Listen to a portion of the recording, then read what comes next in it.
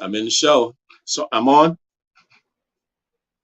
Okay, so good evening. Hi, welcome to this is part of our Liberty broadcast for our annual health month. We call it 3D Health Month. And my name is Pastor Daryl Washington, and I've been kind of scrambling to get online here. I was on the wrong link just momentarily. We did have our annual health fair today, and we had a very nice day. We had a lot of nice vendors, good things that went on today. So this is uh, this is part. Actually, this was part three. We had a speaker last week that spoke on mental health, and it was actually, absolutely fantastic. We had a health fair today, so we have two speakers today. We have Nurse Sheila Harmon, and she's going to come on. She's a registered nurse and actually a diabetic technician. She's a certified diabetes care and education specialist, and she's going to be with us in just a moment. And then it's going to be followed up by Dr. Shirley Hill, who has been with us before. She is one of those food chemists that's going to talk about, she's talked to us about many things before, and her knowledge is so expansive. So she's going to talk to us about brain health. And so she's going to she's going to come on second. She's going to talk to us about the difference between the brain and the mind, and how to kind of keep ourselves pretty cleaned up in terms of the mind. There's lots of things that we do, lots of things that we eat. Sometimes we poison our systems with different types of foods and different things, and it can affect us mentally, physically, and it may lead way to things such as Alzheimer's, surprisingly, and other autoimmune diseases of the mind, like Parkinson's and dementia and all types of things like that. So we want to keep our thinking clear. I don't know if you guys been watching a lot of commercials with this NeuroQ, and so you've been seeing that and some other products that you've been seeing on TV. So we could just keep our minds healthy, keep our brains healthy, and everything like that. So we're waiting for our speaker to come on. So I think she's coming on right now. Oh, there you are. Hi, Ms. hello. Harmon, can you hear us? I can hear you. Can you hear me? Oh, I can hear you good. You got a nice background there. Nice piano. Great. Thank you. Thank you. Beautiful. All right. So I'm going to introduce you, and then I'm going to let you do your thing here. So this is Nurse Sheila Harmon. She's been a registered nurse for over 30 years and a certified diabetes care and education specialist for over 13 years. She's an advanced practice nurse, clinical nurse specialist, and she is currently the director of provider practice at the University of Illinois Miles Square Office of Community Engagement and Neighborhoods Health Partnerships, school-based health centers. Ms. Harmon is also a lifestyle coach for diabetes prevention. And in addition to Mrs. Harmon's professional accomplishment, she is also an ordained minister. So we get the natural and the spiritual information at the same time. So we get that double whammy. Mrs. Harmon is currently a community board member for the Chicago chapter of the American Diabetes Association. And in addition, she's a community health educator for Sisters Working It Out, a cancer awareness and health advocacy nonprofit organization, and is dedicated to serving African Americans and other minority women and medically underserved communities in the South and West sides of Chicago.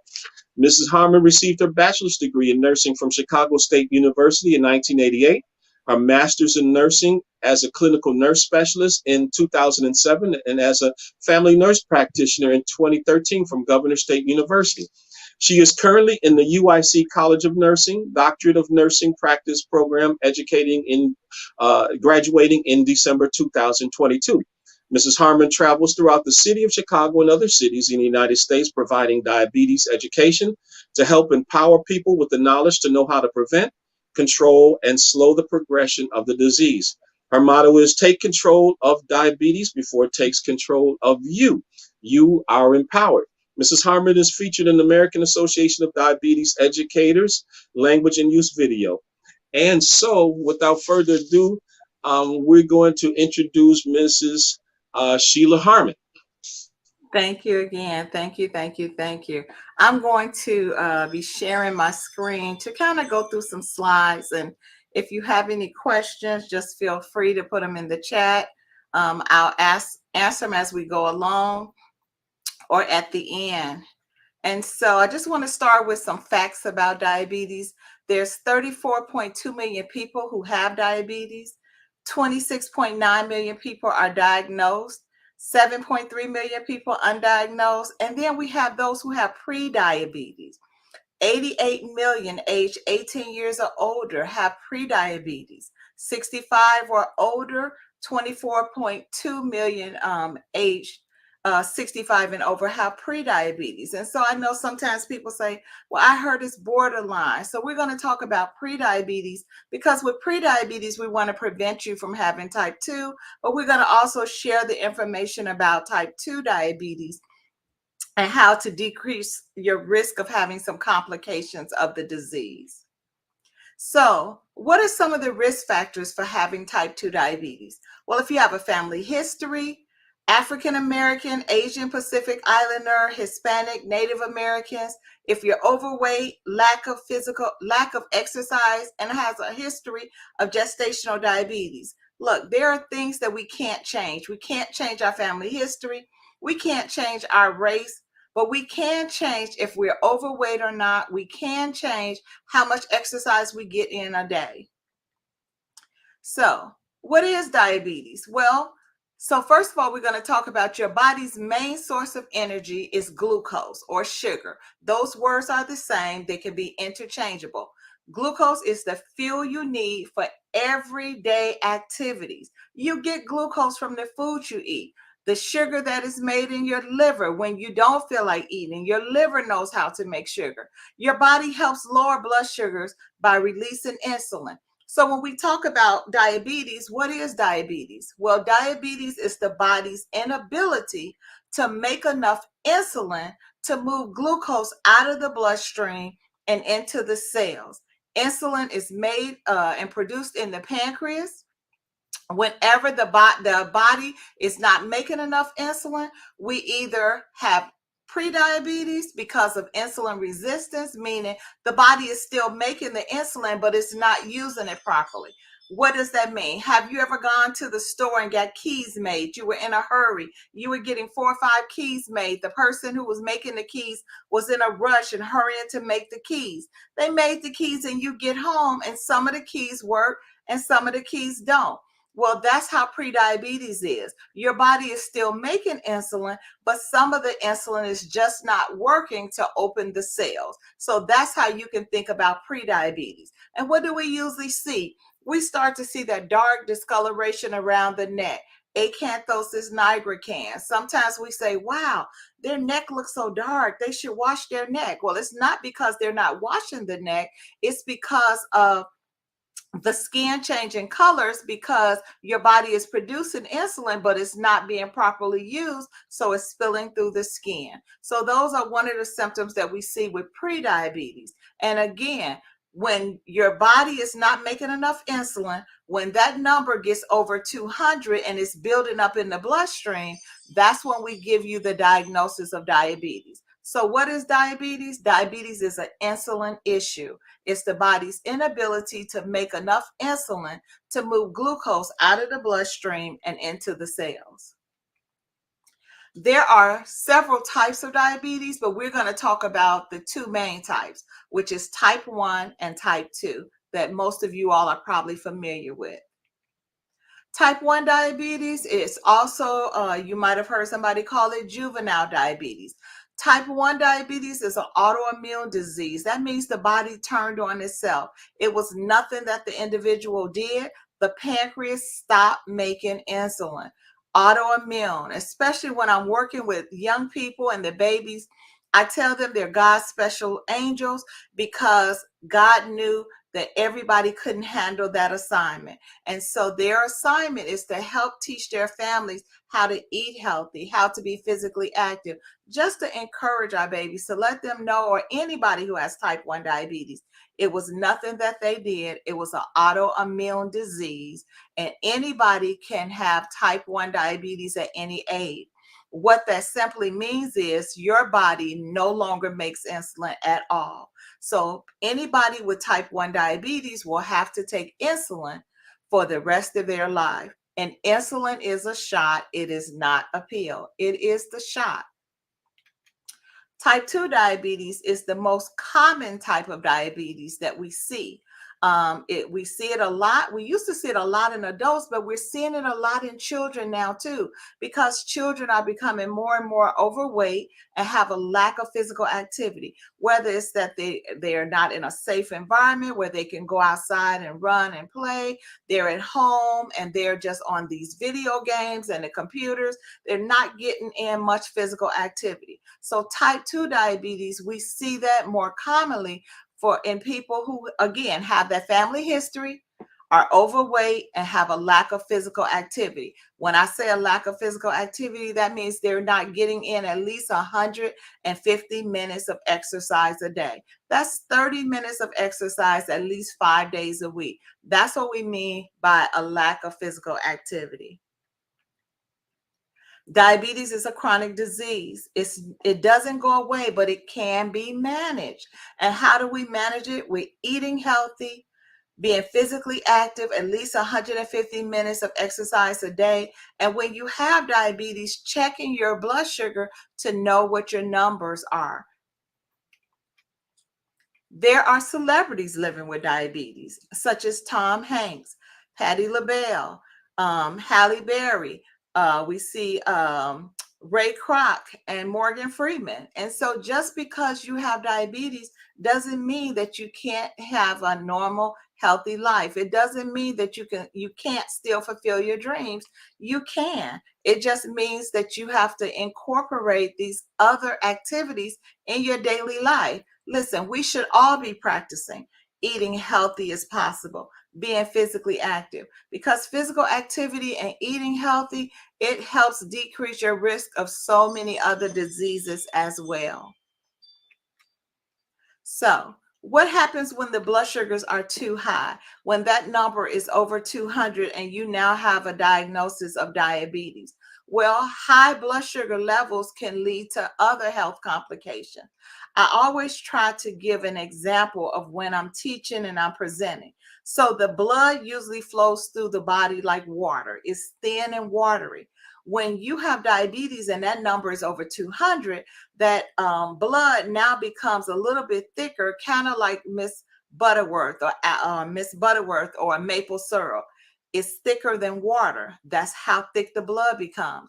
When that number is over 300, if you know what molasses look like, that maple syrup type of blood just became like molasses. When that number is over 400, it just went from being like molasses to sorghum.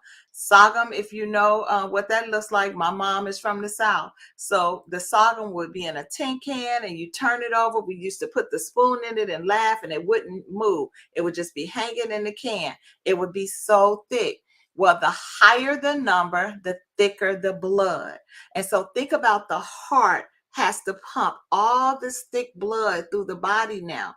Is that a lot of work on the heart? Yes, it is. So what does that do? It increases your risk of heart attack and stroke because of all the extra work that the heart has to do to pump this thicker blood through your body.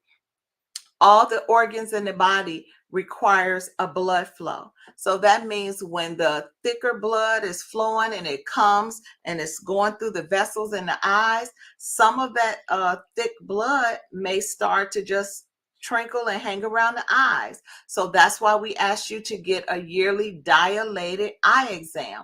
Why a dilated eye exam? So that the ophthalmologist can look in the eyes to make sure that the nerves around the eyes are not being damaged, which we see in retinopathy. And when that happens, early intervention, the doctor is able to treat it with laser surgery or other means to be able to get all of that leaky fluid, that blood that's around the eyes, to decrease your risk of blindness.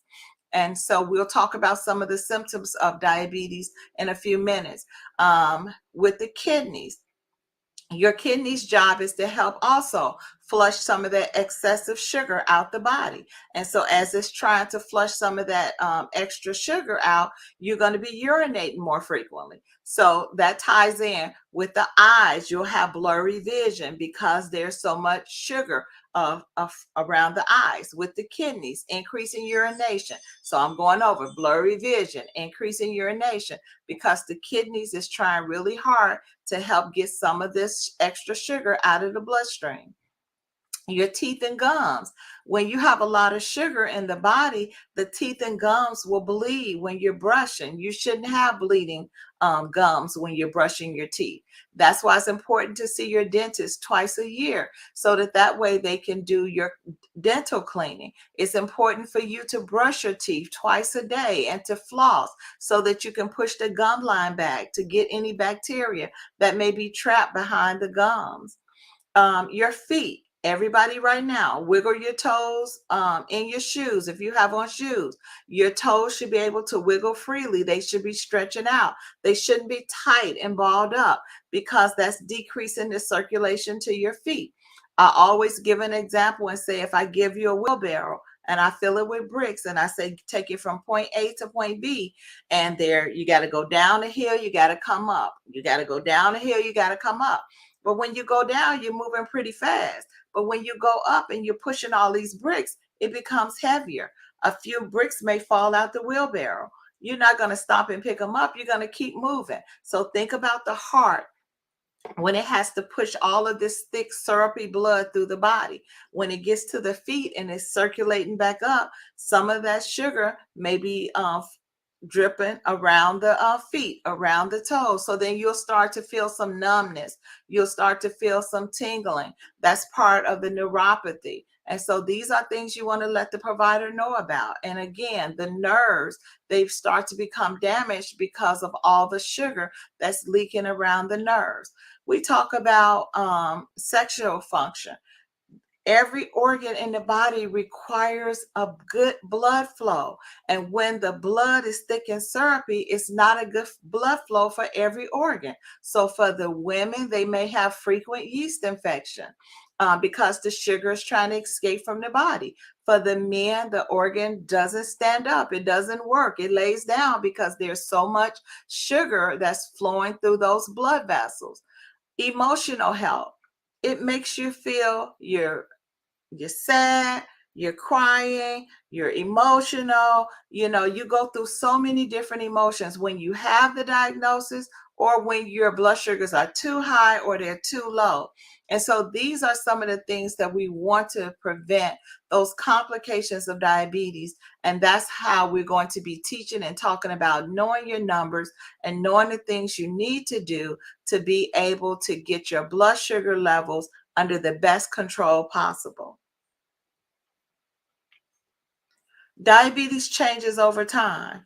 At first, your pancreas makes more insulin, and then it makes less and less. Over time, your cells, they become resistant. So there are different ways to treat diabetes. Sometimes you can control it with healthy eating and physical activity. Sometimes we may have to add a pill. Sometimes you might need some insulin to give your pancreas some help and support until you make those lifestyle changes, such as being mindful about what you're eating. And we call that mindful eating. That means that you're purposely paying attention to what you're eating, how much you're eating, and how often. When you eat your food, it takes your body 2 hours to metabolize your food. So if you have some food that you're eating, you shouldn't have anything else in your mouth for another 2 hours to give your body an opportunity to metabolize the food that you just ate.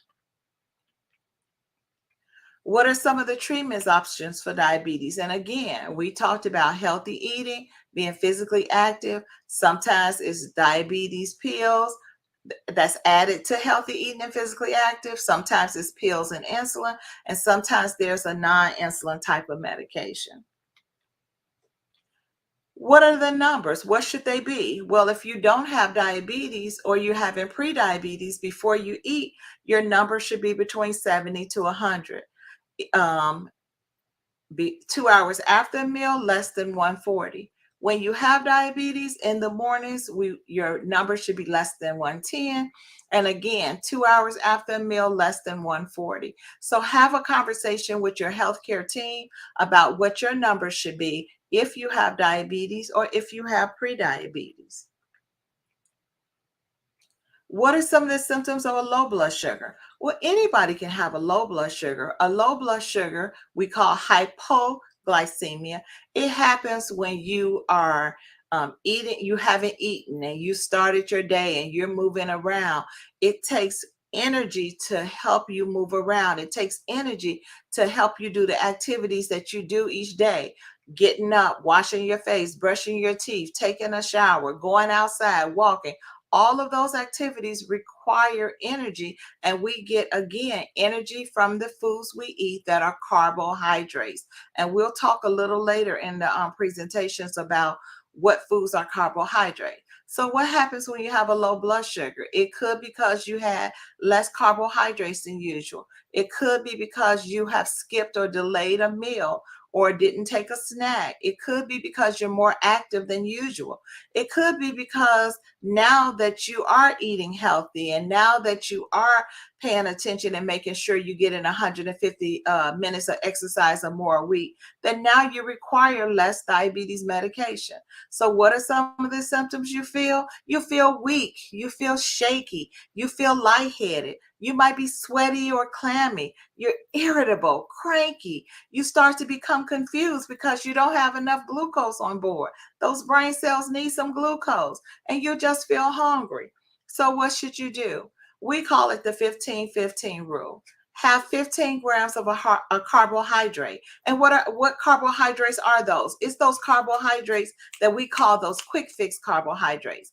A half a cup of juice, a half a cup of regular soda, not diet soda, 2 or 3 pieces of hard candies, and that could be peppermint, lifesavers, butterscotch, or 3 or 4 glucose tablets. You're going to take 15 grams, wait 15 minutes, and then recheck your blood sugar. These are for people who have diabetes. If you don't have diabetes, you can still do the quick fix, but then you just want to go get something to eat because you don't have a way to check your blood sugars. For those who have diabetes, after the 15 minutes, it usually brings your number up about 15 points. If you still feel the symptoms and you still feel low, do another 15 grams of carbohydrates, and then at that time you need to go and get you some food to eat to really bring your blood sugars up where they'll start to level off and normalize. When you have high blood sugars, that's usually when we see that diagnosis of diabetes, or when you have diabetes, to know that maybe it's something going on. I had too many carbohydrates. I'm feeling sick. I have a cold. I'm under a lot of stress, because what people don't realize is when you are under stress, your body gives you glucose to give you energy to handle the stress. So your glucose levels are increased because of the hormones that your body is releasing to give you the extra boost of glucose. So when you have high blood sugar levels, it's usually because, again, you're eating more carbohydrates than usual. You're under emotional or physical stress, and that word is stress. That's going to cause the blood sugar to go up. You're less active than usual, or maybe you forgot, or you're not on enough diabetes medication. So again, you feel thirsty, you feel tired, you're running to the bathroom more often than usual, and you're starting to have that blurry vision. How do we treat that? Again, you want to drink water to try to flush this extra sugar out of your body. You want to talk to your healthcare team in case you need to take more medication. But the best thing to do then is to decrease the amount of carbohydrates that you take in and drink plenty of water. Um, if you have diabetes and your blood sugar numbers are above 350, you want to call your healthcare provider so that way they can advise you on the next steps, because your healthcare team knows you as the individual. They can look in your chart and they can look to see what other things might be going on, and they can advise you from there. Whenever you are getting ready to drive or use heavy equipment, when you have diabetes, carry carbohydrates in the car with you. So if you feel your blood sugar dropping, you could pull over to the side and be able to take a quick fix, because we don't want you to pass out or black out while you're driving because your blood sugar dropped too low. If you're a person who have frequent episodes of hypoglycemia, low blood sugars, and you don't have diabetes, when you're driving requires energy. It requires, so you're burning carbohydrates because of the energy that you're burning and driving. So just keep something quick by, maybe some hard candy in your cup holder, something that you can get to quick, fast, and in a hurry if you're driving. So let's talk about now carbohydrates. Let's talk about protein and fat. So there are three main nutrients in foods: protein, fat, and carbohydrates. So when I teach, what I always say is, if it's not in the protein group, if it's not in the fat group, it is a what? Carbohydrate. And I want you to get used to saying that word carbohydrates, because carbohydrates are the foods that your body convert into sugar. So again, in the protein group, what do we see? Meat, chicken, fish, egg, tofu, nuts. In the fat group, what do we see? Oils, butter, margarine, dressings, creams. Those fall into those categories. The other food groups are carbohydrates. So, what are the carbohydrate groups? Grains. What falls under your grains? Your breads, your cereals, your pasta, your rice, your crackers, your tortillas. That falls within that group. A serving size is 15 grams. A serving size is one slice of bread. A serving size would be a half a cup of rice, or a half a cup of cereal, or a half a cup of pasta. And we'll do the food plate, and I'll show you that a little bit later in the presentation. Fruits are also carbohydrates. It doesn't matter if they're frozen, dry, fresh, juice, or canned. Fruit is a carbohydrate. It is better to eat your fruit than to drink your fruit, because it takes more fruit to make juice than for you to just eat a piece of fruit.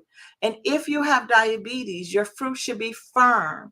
The firmer the fruit, the less juice it has in it. The more juice the fruit has, the higher it makes your blood sugars go. So again, when you have diabetes, you want to eat your fruit versus drinking your fruit as much as possible. And you want to get the fruit that's firm, that has less juice in it. Milk and yogurt. It is a carbohydrate. Yes, milk has fat in it.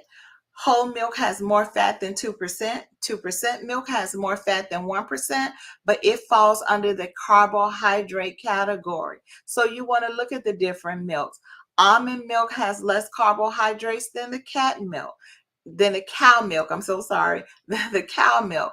And so you want to know that milk is a carbohydrate, the milk group, and that's carbohydrates are found in beans, they're found in lentils, they're starred in, so vegetables are carbohydrates, but some vegetables are called starchy vegetables. They are sweeter than the other vegetables. So which of the vegetables are more starchy? Which of the starchy vegetables you should have a half a cup at a time is your corn, peas, and potatoes. Say it again with me: corn, peas, and potatoes.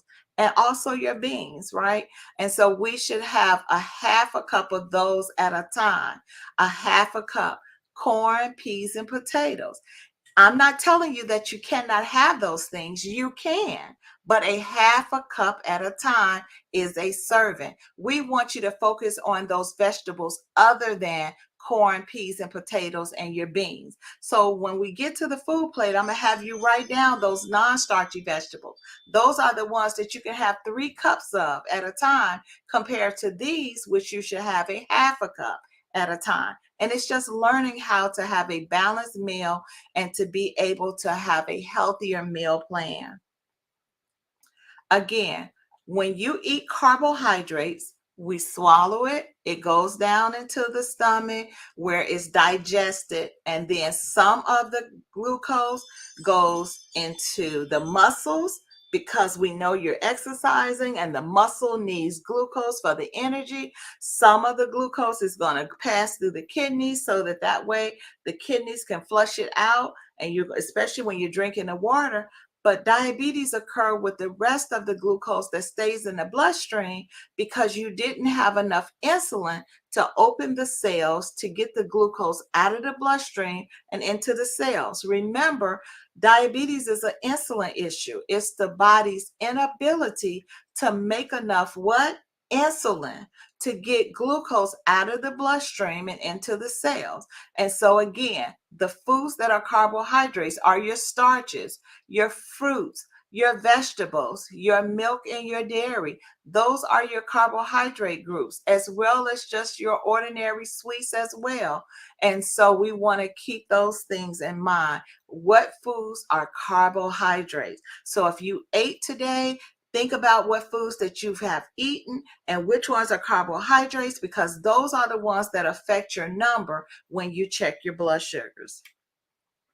So if you want to lose weight, here's for women and men. If you're trying to lose weight, we recommend 2 to 3 carb choices per meal.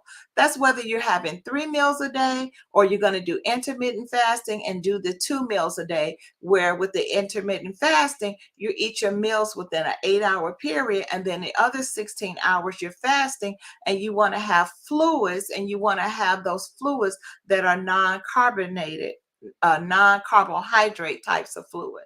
For men, 3 to 4 carb choices. Remember, 1 carb choice is 15 grams. And we'll get to that when you learn how to read the labels on your food packaging. 15 grams equals 1 carb choice, which means 30 grams is 2 carb choices. 45 grams is 3 carb choices. That's how you're going to count. If you want to maintain your weight as a woman, 3 to 4 carb choices per meal. As a male, 4 to 5 carb choices. Listen, the men and the body, and men and women's bodies are different. Men metabolize things totally different from women. Don't get upset with me. Take it up with the man upstairs. He designed these awesome bodies. I'm just trying to teach you what we've learned through research and clinical trials over periods of time, what seems to be working. And if you're very active, that means that you're getting in at least 60 minutes of exercise a day. Women, 4 to 5 carb choices, men, 4 to 6. So how do we read the label? When you get your labels, you want to look at the serving size. So if you look at this one, it says the serving size is what? 1 cup. So 1 cup of Cheerios, and if you go down and look at total carbohydrates, that's because total carbohydrates has already counted the dietary fiber, soluble fiber, it counted any other sugars that was added. So look at that word total. Total carbohydrates is 20 grams. So that means that if I have a serving, 1 cup of Cheerios is already 20 grams, and I haven't even added the milk. And so most of us will pour the cereal out the box and then pour the milk out the container. No, when you have diabetes and you're starting off and you're trying to learn how to really control your amount of carbs that you're taking in, you have to measure. People say, oh, it's hard having diabetes. Yes, it is. But it's even harder if you have complications of the disease.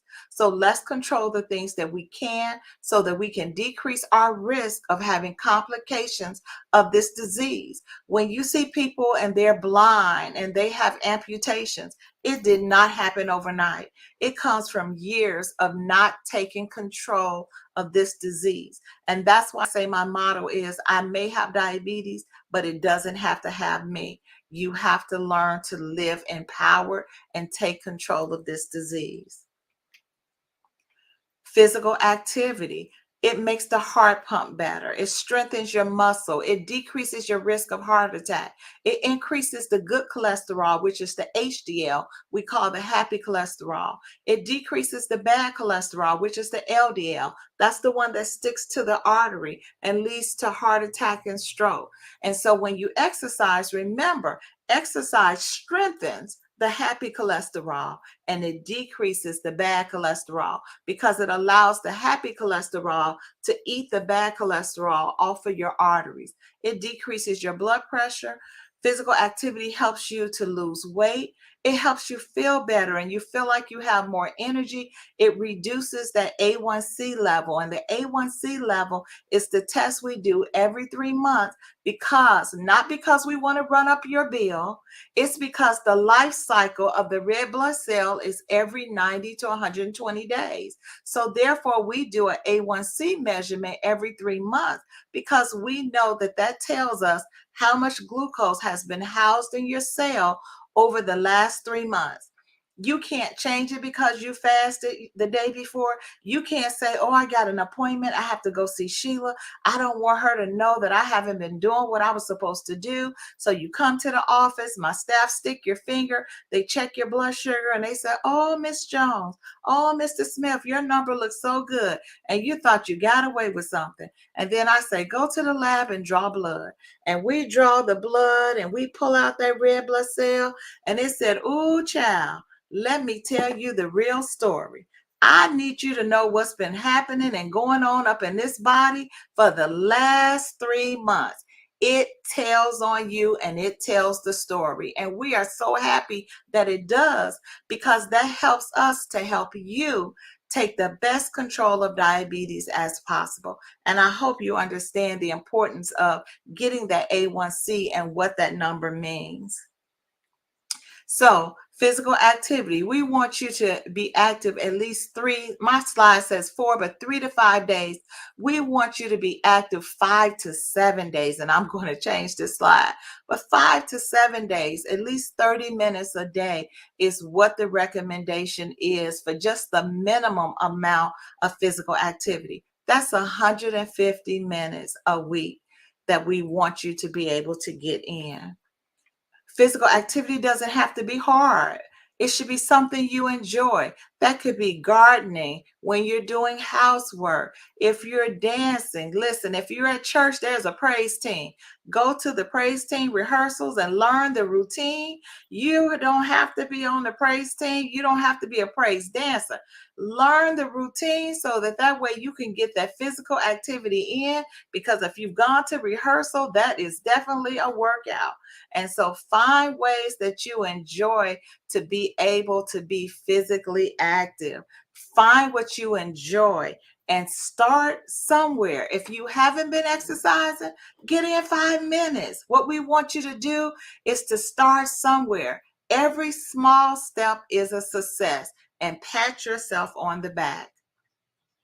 Aerobic exercises, it helps to increase your heart rate. It promotes heart health. It helps your body be able to best use oxygen.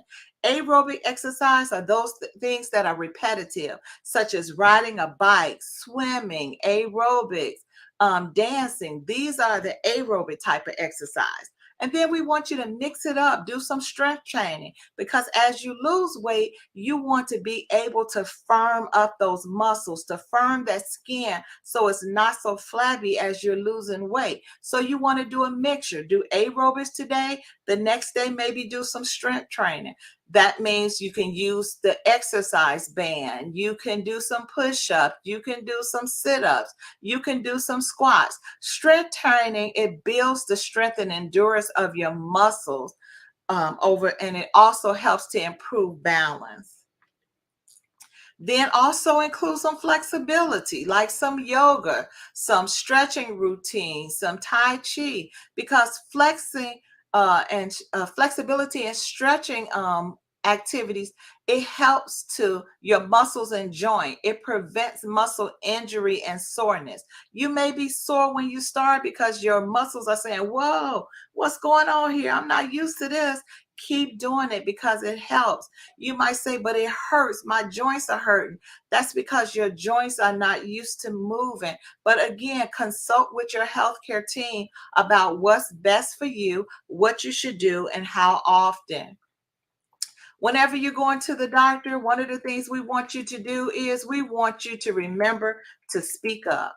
We want you to be prepared. Take a list with you when you come in for your appointment. Bring a family member. And I always tell my patients when they come in, if they didn't bring a family member, is there anybody you want to call to listen to the visit that maybe can take notes for you so they can listen? If not, bring a list in. Listen, we might not be able to get to everything on the list, but we'll do our best to try to answer at least two or three of them. And we can hold on to your list and put it in your chart, and the next time you come, we can further that conversation if you don't have anything new. Remember, it's not what you say, but how you say it. And that's from the provider's end as well as from the patient. You want to say things like, I'd like to tell you more about myself so that you can help me take the best care of myself as possible. Say things like, I have a few questions about my condition. Say things like, can you tell me about other options? If we're telling you, well, we want to start you on this medication, it's no need to be thinking, well, I'm not going to take that. Well, you need to go on insulin. I ain't going to do that. Speak up. Let's have the conversation so that we can find other maybe alternatives, so that way we can help you take control of this disease before it take control of you. Because diabetes says this: either you take control of me or I'm going to take control of you. No ifs and buts about it. I will sit back and let you do what you feel like you are doing.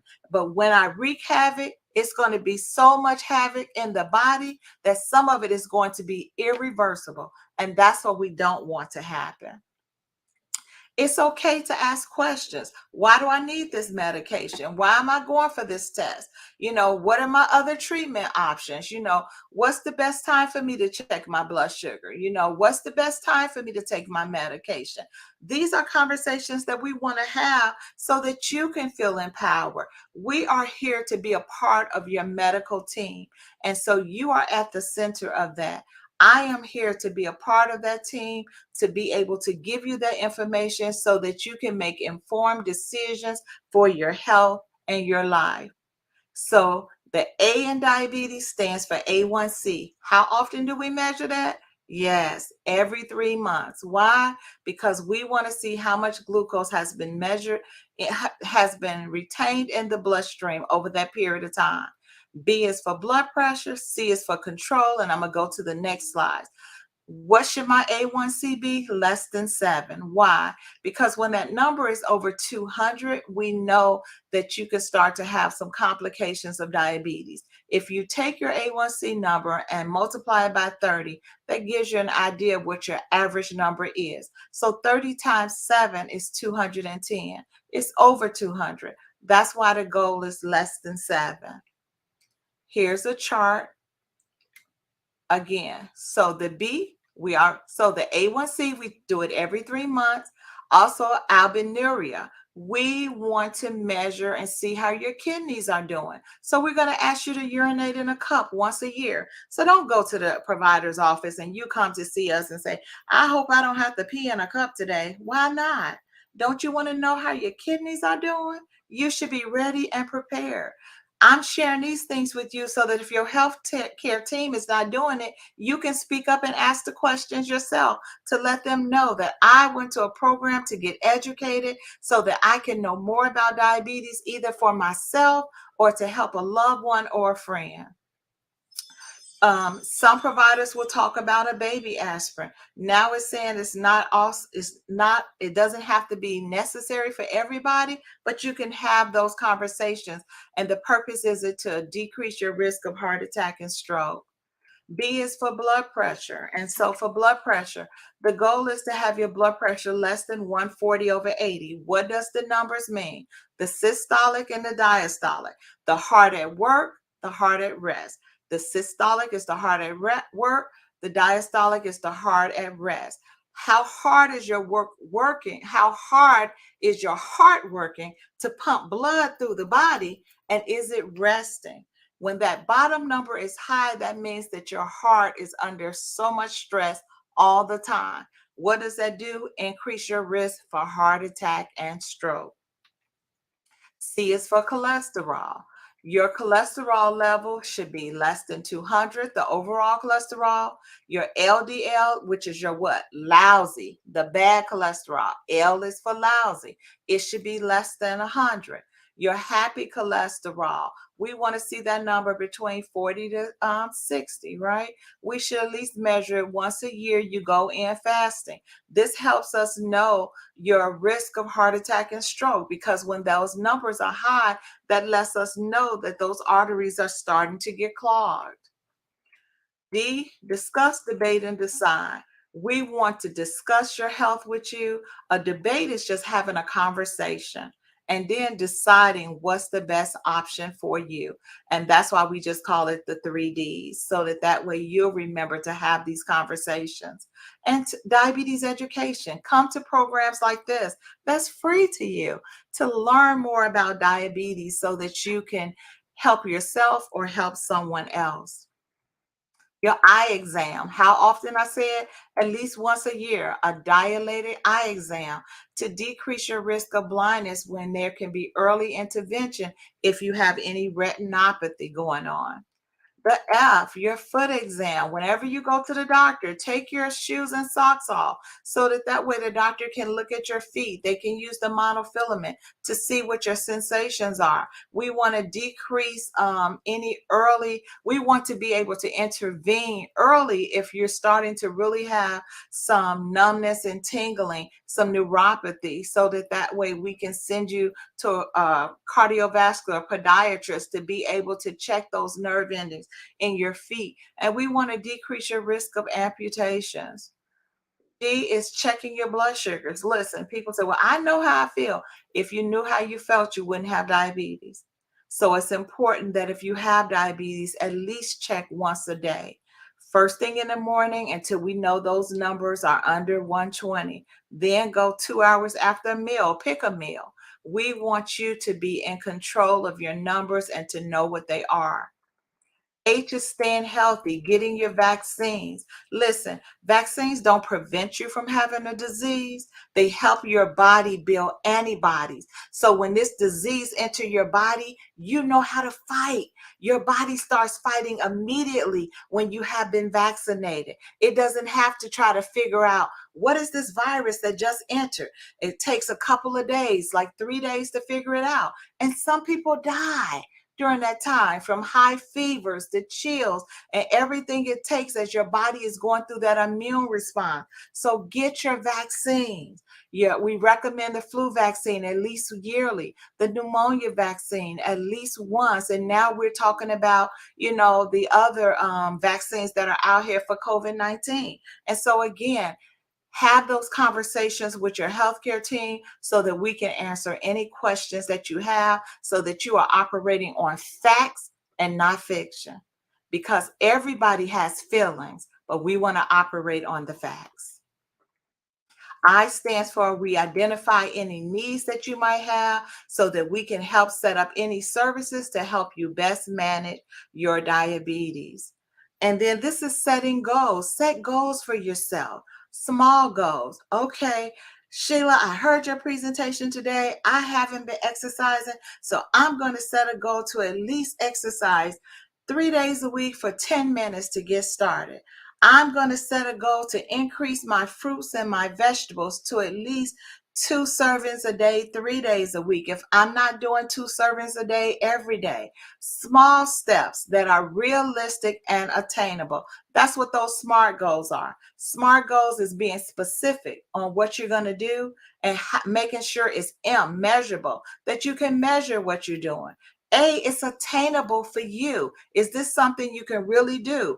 Or is it realistic for you to do? And T, how often? What is the time that you're setting for yourself to do it? And that's what we want you to do. I want to be able to pause at this time in case there are any questions that anybody has that I have not answered. I'm looking to see if there's any questions in the chat. I haven't seen any so far. So let's go back about the plate method. I thought I had that slide in there with the plate. I apologize that I didn't. So if you have a round plate at home, or if you have a piece of paper, I want you to draw a round circle. And so when you're at home, you might have some plates, you might have some dishes, and that's usually that 9-inch plate that you have. If you have dishes at home that you bought, or your wife bought, or your significant other bought, and it has a border on the plate, the border is for you to enjoy the food. The border on the plate said, listen, get off of me and get back in the center where you belong. You're not supposed to be all over the plate, and I should not be able to not see the plate. So there's a little round circle. So if you draw that circle, you're going to draw it in half. That half is to smile, to say, oh, I feel really good when you eat me. Your heart is saying, I'm so happy you're taking me in. These are your non-starchy vegetables. Those are those vegetables other than what? I know you remember what I said. The starchy vegetables again are what? Yes, corn, peas, potatoes, and beans, right? Corn, peas, potatoes, and beans. So those are a half a cup, but we're going to get to those. So at the bottom with that smile is everything that's a non-starchy vegetable, and you can have a half a plate of those things. That's up to 3 cups. So what are some of those things? I can't hear you, but I'm just going to assume you're yelling out. Carrots, cucumbers, celery. What else am I hearing? Broccoli, cauliflower. Yes. Green beans, greens. Yes. Lettuce, spinach. All of those vegetables that's other than what? Corn, peas, and potatoes. Very good. That's half of the plate. And then the other half, we're going to divide that in half. And I say that's the eyes that's watching you to say, I see you. So one half of the eye is your meat, your protein. And you can have more meat if you choose. If you want to do a serving is 3 ounces. That basically fits in the palm of your hand. Now, don't look at your spouse. Don't look at your brother. Don't look at that man, women, because men's hands we know are bigger, and say, I need you to measure out mine and put it on my plate. No, you don't have his body or her body or whoever's. You have your body. That's the serving size for your body. So that's that serving size of meat. The other eye is your starch. That's where you can have your half a cup of your corn, your peas, your potatoes, your beans. You can have your spaghetti. You can have your oatmeal, your rice, your grits, that slice of bread, that little corn muffin. That's the other starch. And then I always say we're going to throw two ears on it. That's what I always say, right? Because the ears are listening too. And one of those ears is your serving of fruit. A serving is a half a cup, or the fruit should fit in the palm of your hand. And the other serving is your dairy, whether you're having milk, whether you're having yogurt, whether you're having cottage cheese. And that's usually a cup of the dairy. So a cup. So when you draw those circles in that one where it says dairy, put a cup, 8 ounces. Where it says fruit, you want to have a half a cup, or it fits in the palm of your hand. When you do that one eye, you want to have a half a cup of the starch. When you do the other eye, that's your protein, 3 ounces. And your meat should be baked, broiled, or grilled. You want to have less fried food. Can you have fried food? Absolutely. Just not every day. Maybe one day a week or every other week, but choose the day, right? And then at the bottom where you have the big smile, that's the non-starchy vegetables. And that's where you're going to have up to 3 cups. And that's your plate for being able to have all of the food groups, because each of the food groups brings a different nutrient to the body that's needed. And that's what we want you to do, to have a healthy eating, to have healthy eating habits, and to incorporate all the food groups, because different organs in the body need something from each of the food group.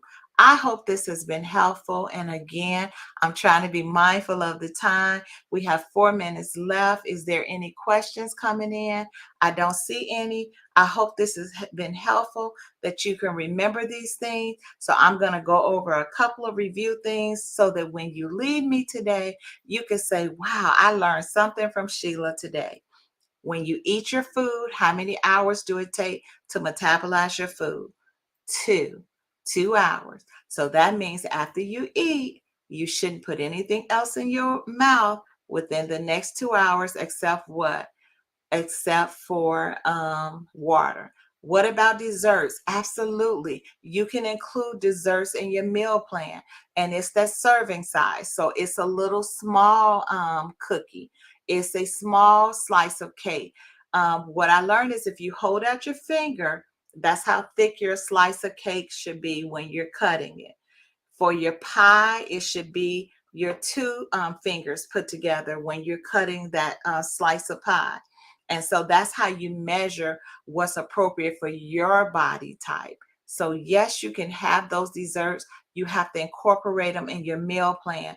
And remember, we don't want to eat and lay down, because when you do that, you just said to your body, I don't need you to burn any of this food for energy, just store it for fat, because it takes the body how many hours to metabolize your food? Two. So that's why you may have always heard don't eat and lay down, because you want your body to burn the food for energy and not be in the habit of storing it as fat. So, what I recommend, if you're going to have your dessert, try to have your dessert maybe toward the middle of the day when you know you're more active. If you're more active at night and you're going to exercise at night and you know you're going to burn it up, absolutely. Why does abdominal fat contribute to diabetes? And it's because of the obesity in general.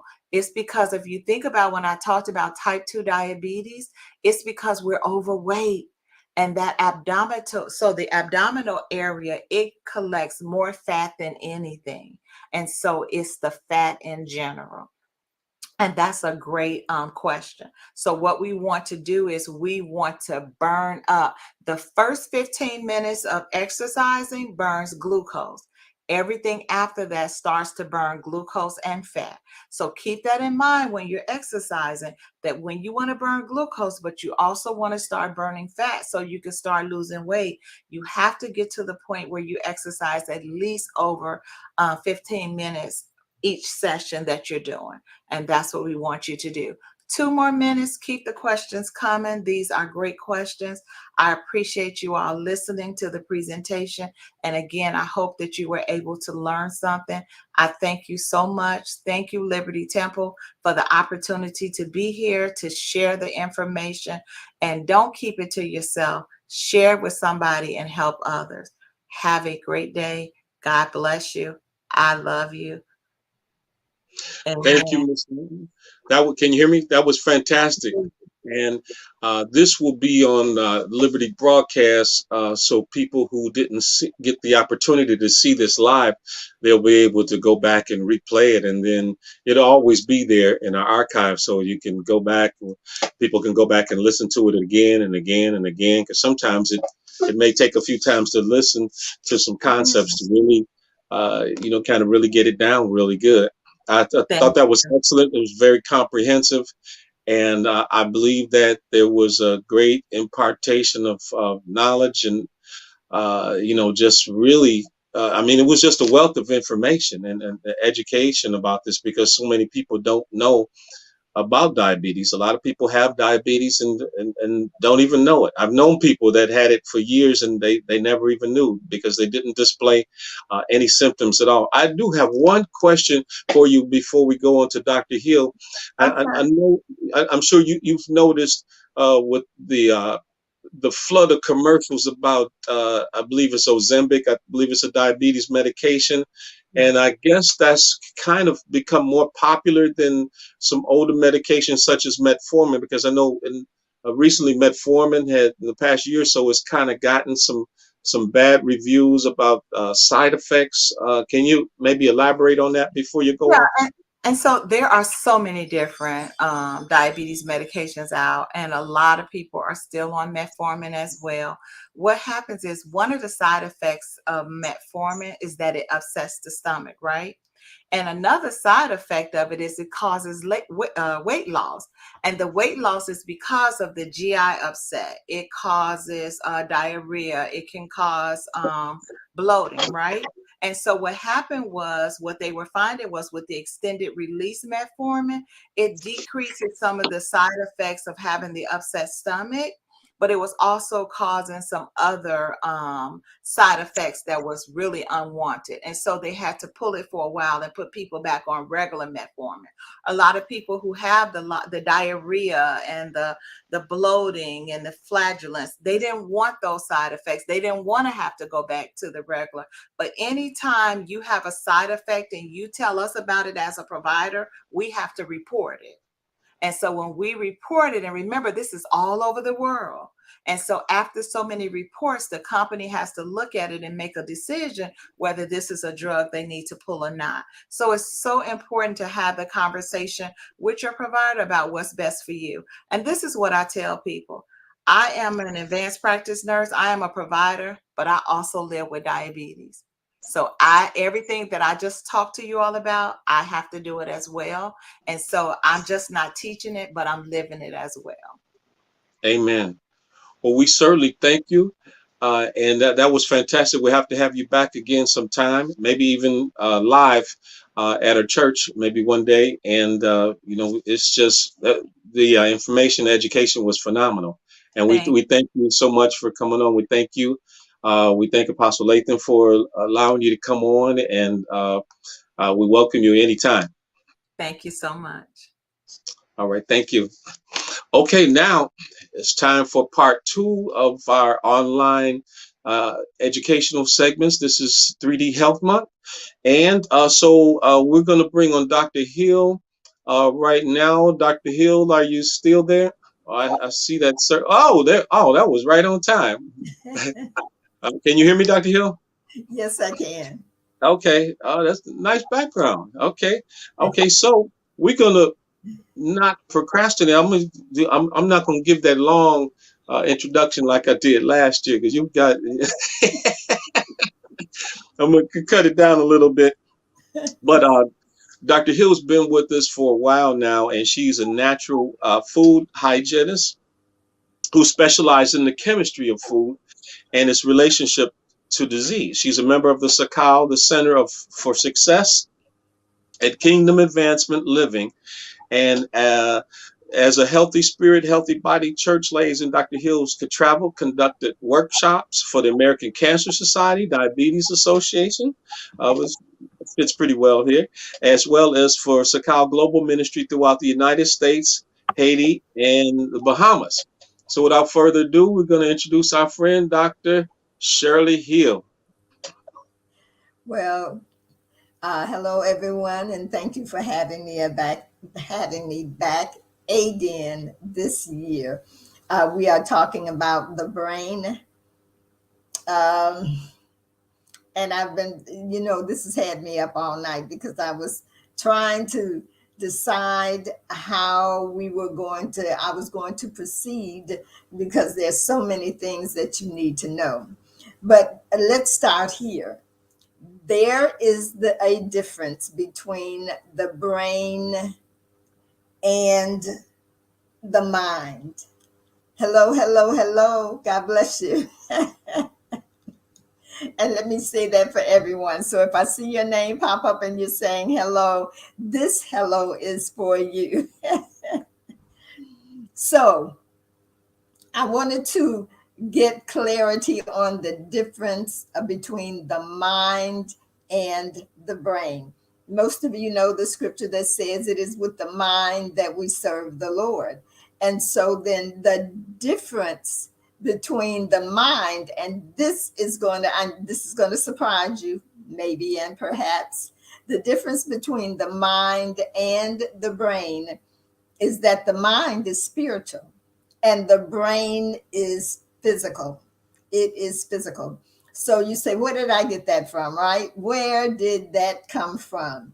Well, you remember that. You remember, God bless you, woman of God. I know I said I wasn't going to say anymore. I could not resist. You remember Lazarus that sat at the door of the rich man? He sat at his door, and the rich man passed him every day and didn't pay him any kind of attention. And so God required the soul of this rich man. Now, we know the difference between a parable and when Jesus was talking about an actual occurrence. In the parables, you never find him calling anyone by name because it was a parable. It was not, he would not be bringing forth to us an actual event. Well, in this case, not only did he call the Lazarus name, but he also talked about this rich man. And so then the rich man, both of them died. Lazarus died and the rich man died. But there was a gulf between them. And so Lazarus could see the gentleman and the rich man could see Lazarus. And so the rich man told God, send Lazarus over here and put some water on my tongue. And then he said, send Lazarus back to my brothers to tell them not to come to this place. So now let's look at that. And of course, God said no, no, and no again. And so when you think about it, this rich man was in full faculty of all of his senses. He used his eyes. He could see Lazarus across the gulf. He had a sense of taste. He wanted God to send Lazarus like Lazarus was his servant and get him some water and put it on his tongue. He wanted, he could think.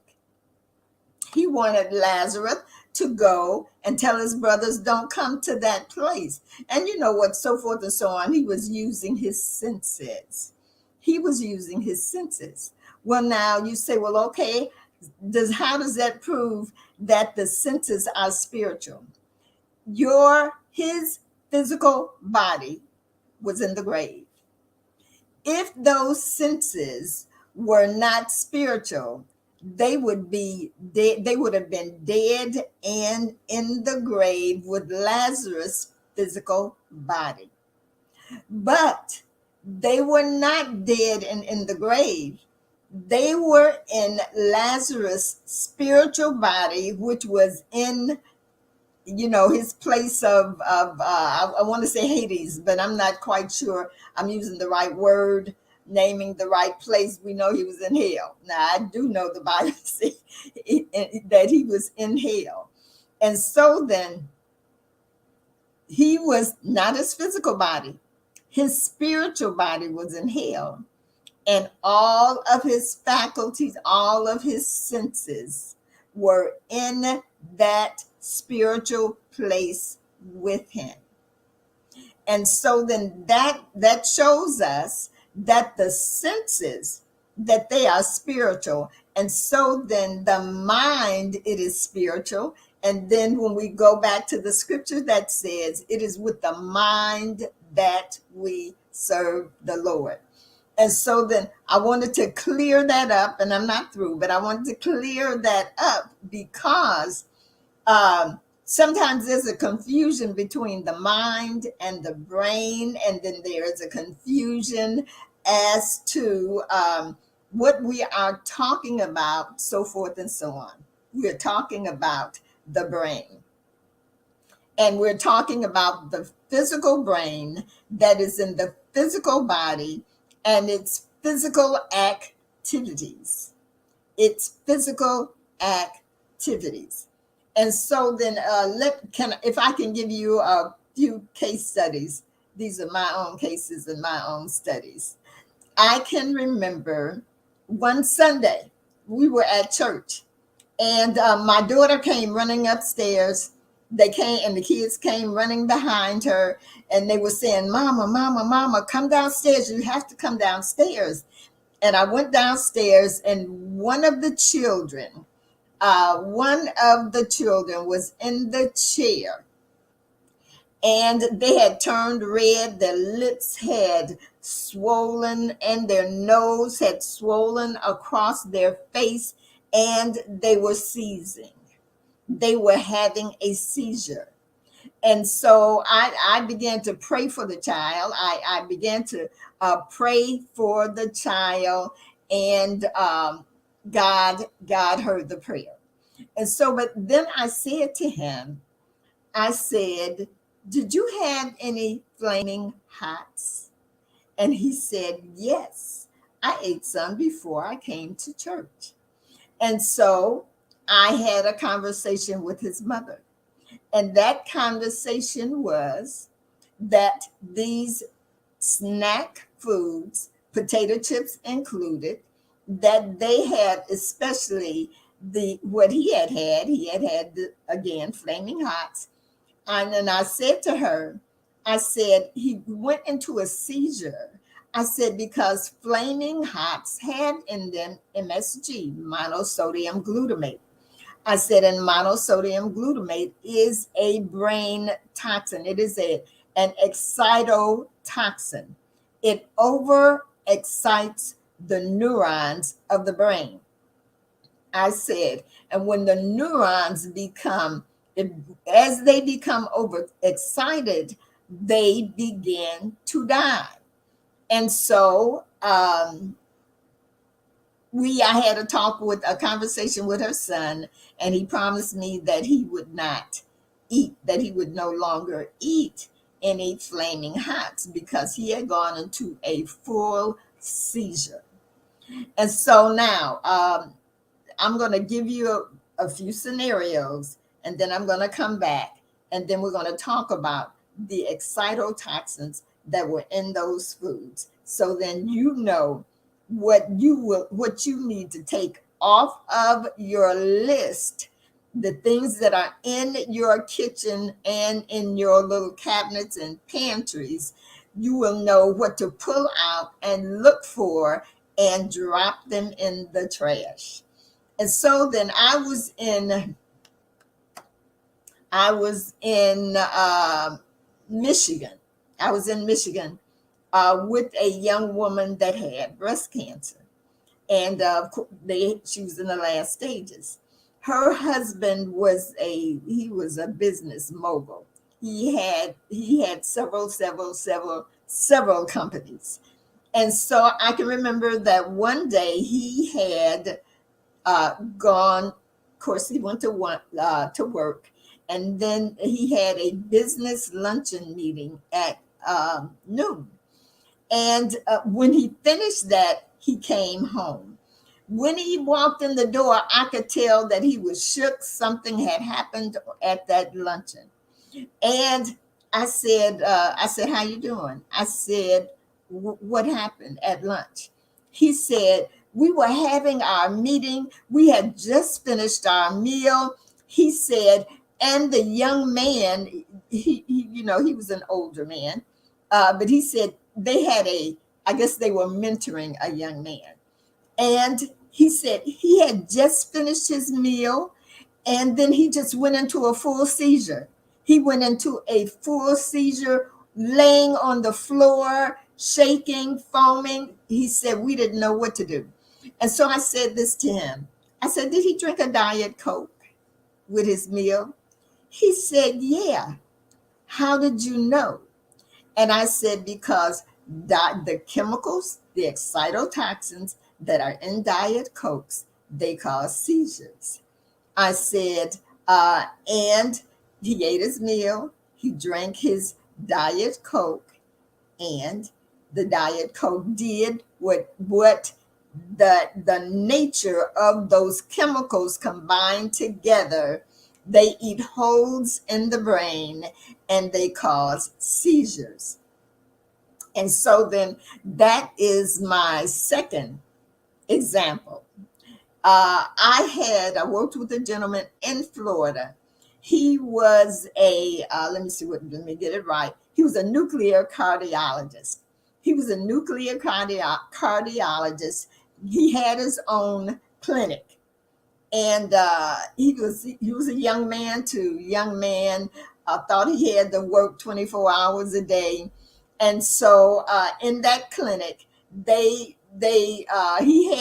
said he had 1,000 that he had 1,000 patients, clients. But 1,000, I still can't wrap my head around having 1,000 having 1,000 clients yet. So for just we'll just say that he had a humongous amount of clients, much more than he ever needed. And so he spent most of his time during the day at the clinic. And what they ate at the clinic was from the deli, which was across the street. And so they ate all of this processed meat and all of these oils and all of this enriched flour in the bread, those long, whatever you call those long pieces of bread. And they every day they would send across to the deli to get these foot long things and bring them over. And that's what they ate. That's what they ate on a daily basis. And unfortunately, which is why I was in Florida, he found himself with a brain tumor. And this brain tumor was the glioblasty multiforme number 4, was in the 4th stage. This brain tumor, that they couldn't remove it because it always grew back if you take it out, it grew back in 2 months, and it grew back larger than it was before. So it was always a death sentence. Anyone that got this a particular brain tumor, it was a death sentence. Well, he got the brain tumor, and he coerced one of his friends who was a surgeon into going into the brain and removing. The friend was supposed to remove the tumor, but he did not. He opened up his head, he saw the tumor, got scared, clipped it, he cut it, and called himself reducing the size, closed him back up. Well, so now we have a brain tumor and we have injury. We have incision, which caused a severe injury to that brain. And so, try to make a long story short, I won't give you all the in-betweens, but I had gone out of town, came back, and when I got there, which was before, no, it was after everything was over. He was in the bed.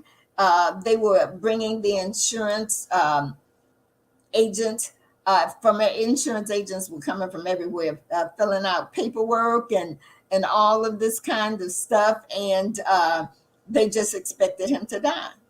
And someone said to me, "Thank you for coming. I really do appreciate it. But I know he's going to die." And so I said, "Okay." But then, back then, in my mindset, God sent me here. God sent me here. He's going to live. And so I began to prepare his meals for him 3 times a day.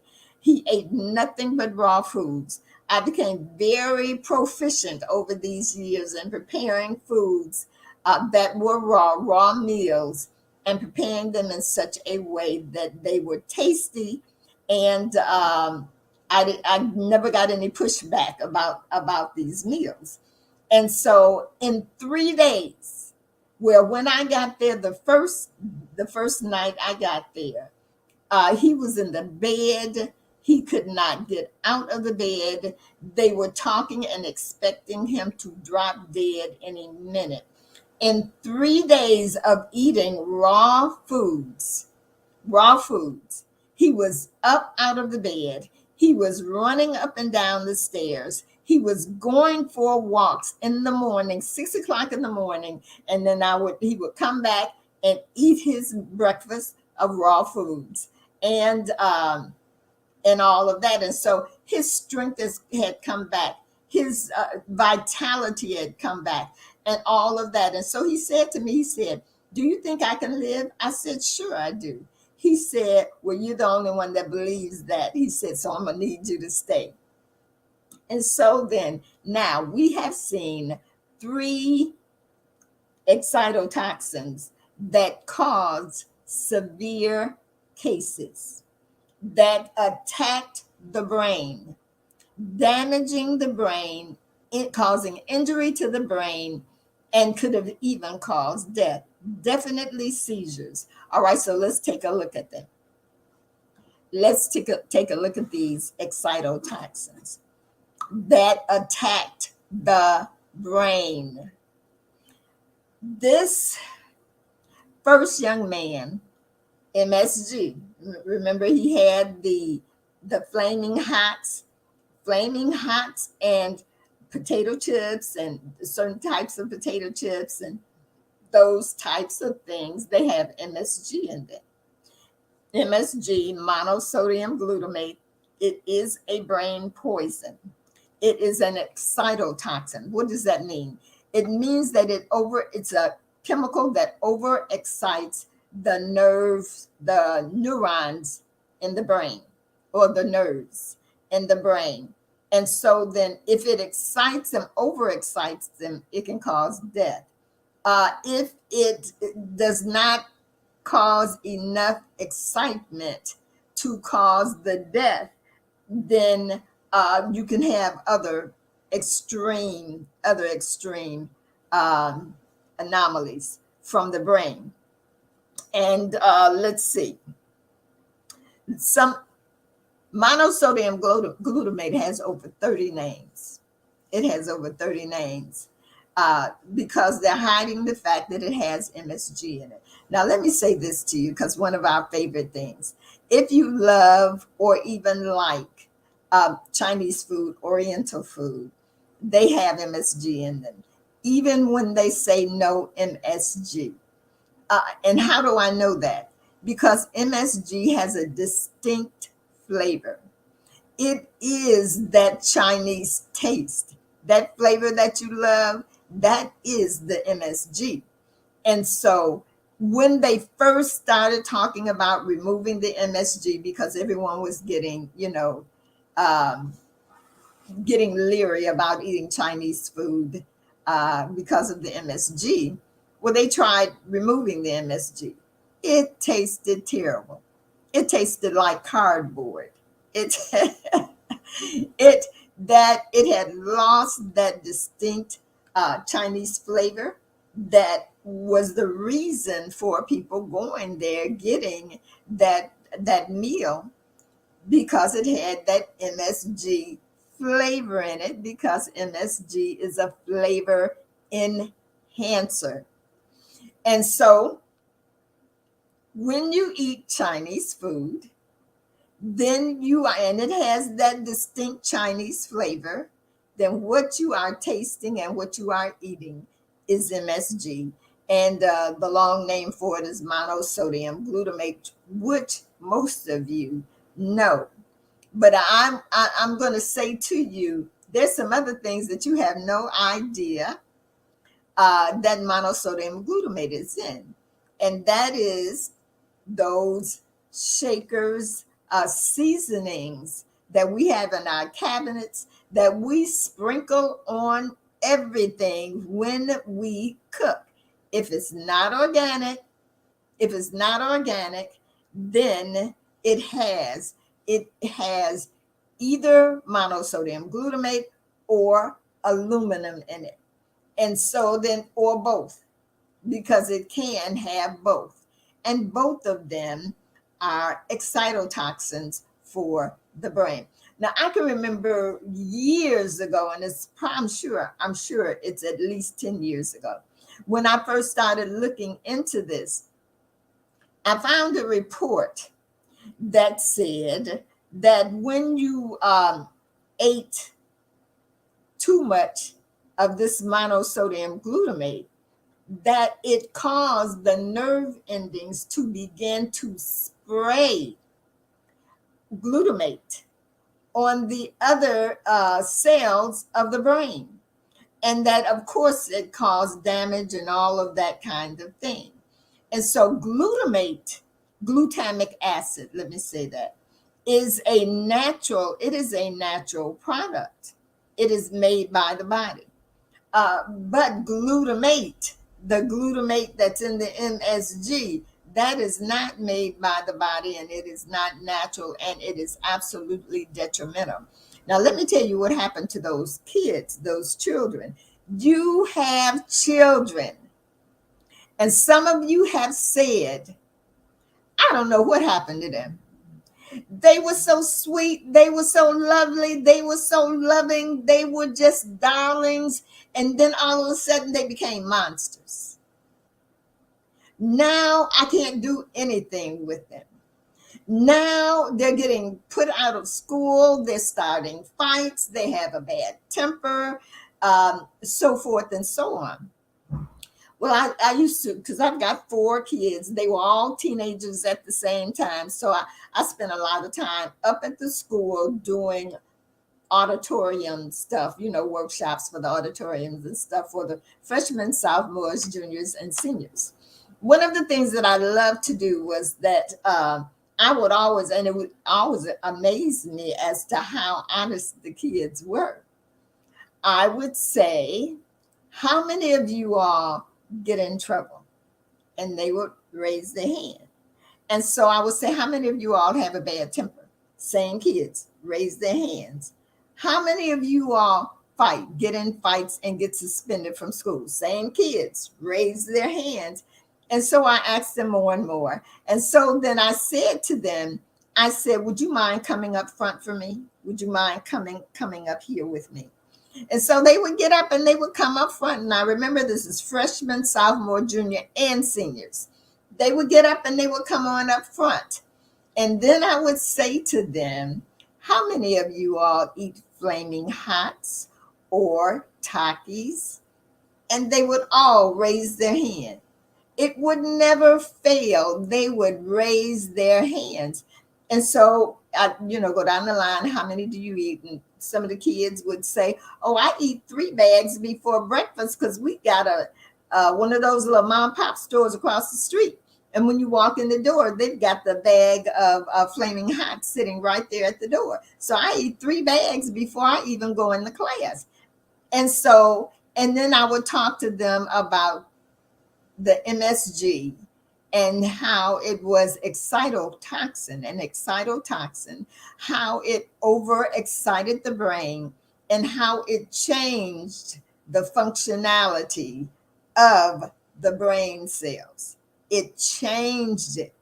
So then you're wondering why your little darling and how your little darling turned into a monster. But you go in your kitchen and open that cabinet and you got Flaming Hots up in that cabinet, or you have potato chips that have MSG on it up in that cabinet, or you have all of these wonderful different kinds of spices that not only have MSG, but also aluminum in them. I don't know what in the world happened to us using onions. How did we decide to start using onion powder instead of the real onions? How do we decide to use the garlic powder instead of the real garlic? The real plants have healing properties. They have healing properties. The same organs that these chemicals attack, these are the same organs that the real plants that they protect and that they heal. But some kind of way we've been hoodwinked, we've been bamboozled. And so now instead of using real food, we're using these chemicals that is overexciting and destroying the brain. Now this young man, because I did say that the doctor, I'm trying to see which one I want to go to next. The doctor, young man, he the problem that they had was that they were eating these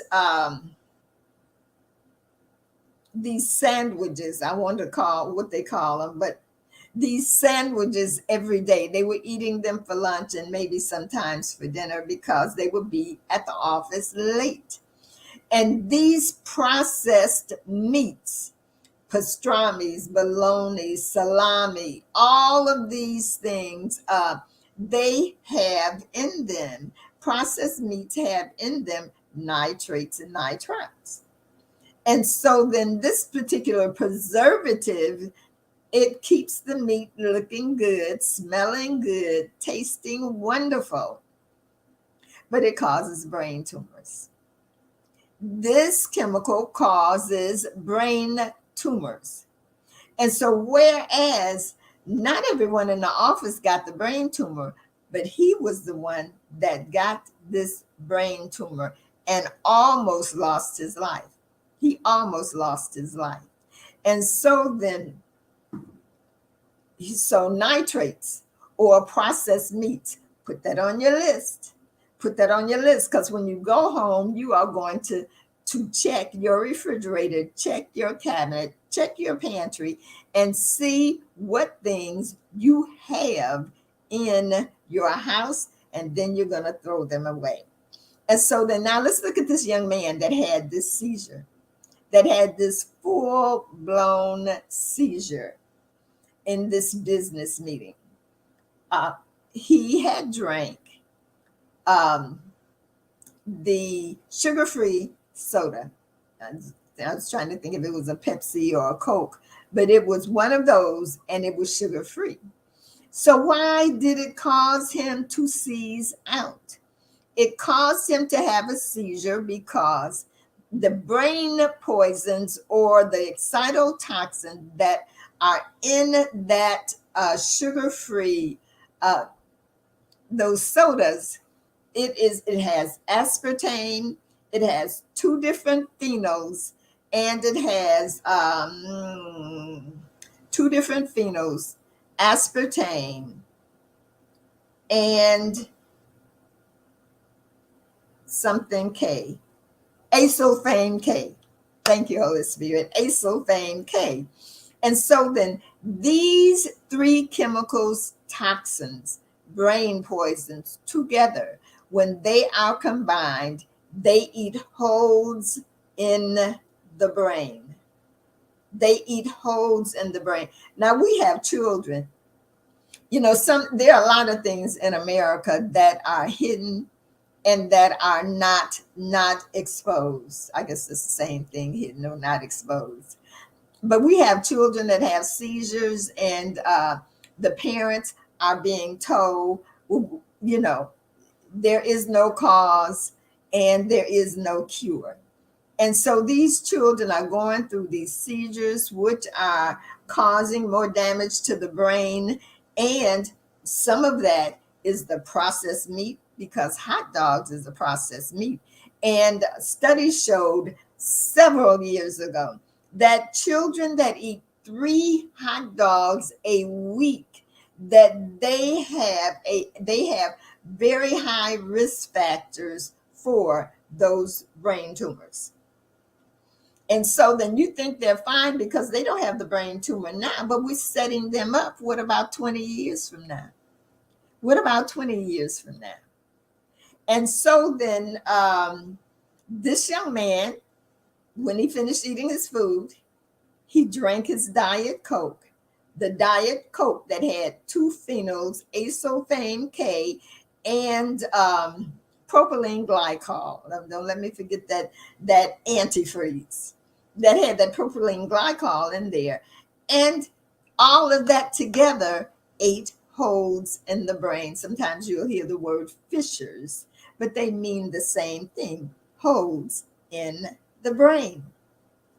And so, let me see, then I named everybody. There's one other thing, though, that I want you to look out for, and that is gum. That is your chewing gum.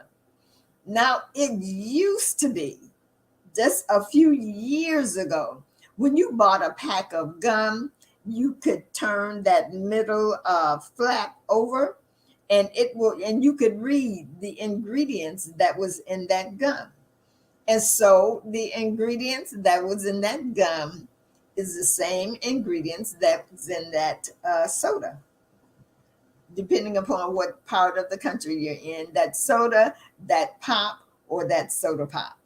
And so then that chewing gum had those same ingredients. Um, and let me give you a heads up. If you chew gum and then and because you chew gum, you walk into a room and you cannot remember when you step through that door, you cannot remember why you went in there, then your gum just maybe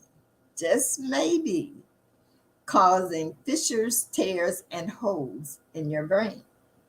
And so, if you want some gum, I'm not saying to stop eating gum, chewing gum. I'm saying go to the health food store and get you some gum that has a xylitol for sugar and doesn't have these other excitotoxins in them. So now, I hope you were writing down those chemicals.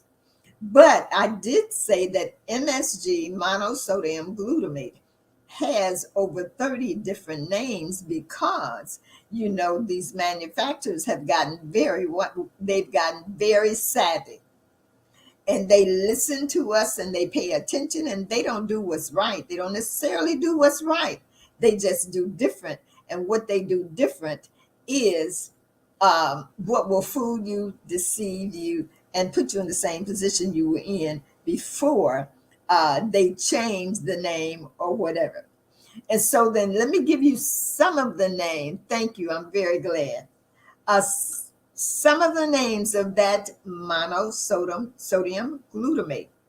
It's remember I said that there are more than 30 names. So then what that means is you're going to have to do some homework. And then when you find those names on the internet, it's very easy to find.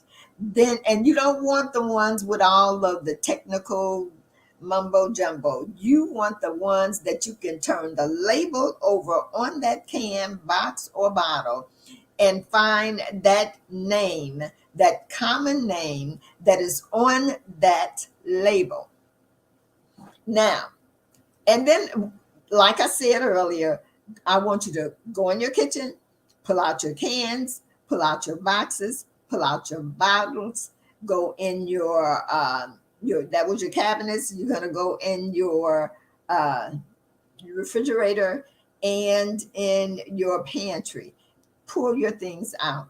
Look for these names: sodium caseinate, calcium caseinate, those bouillons that we love, those bouillons and that broth, that stock that we like to pour in our soups and in our what else with greens and those things that we are preparing because we love the flavors.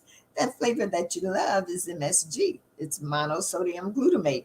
And so then when you see those bouillons, and if they're not organic, and then you, even with that, even with it saying organic, then you still need to turn it over and read all of the ingredients, because if the product is organic, then it should have organic behind every ingredient that is in that product.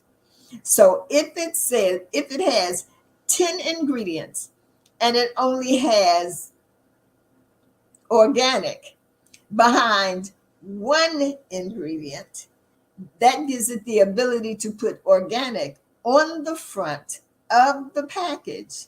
And so none of the other ingredients have organic on it. Then there's somebody's trying to trick you. Somebody is trying to trick you. And so, and these chemicals, all of these chemicals, and we actually have thousands of these chemicals in our food supply.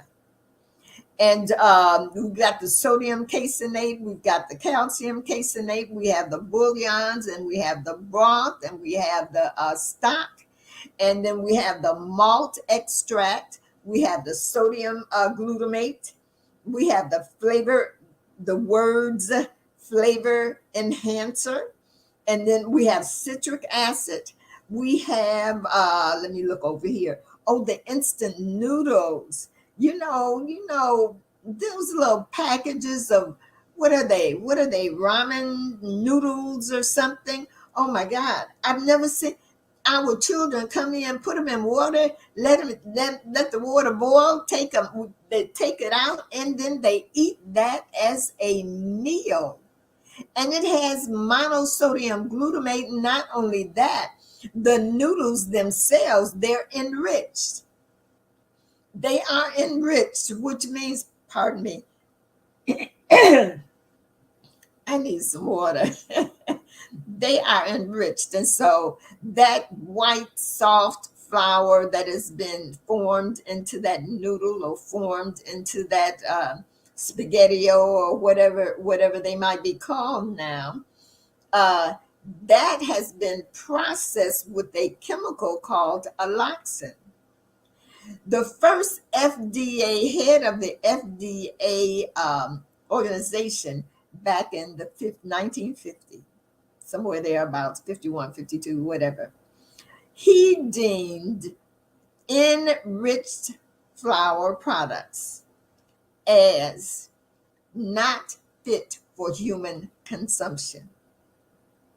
Well, not only is it not fit for human consumption, but we eat it. We eat it in massive amounts. Our children eat it in massive amounts, and it turns to sugar.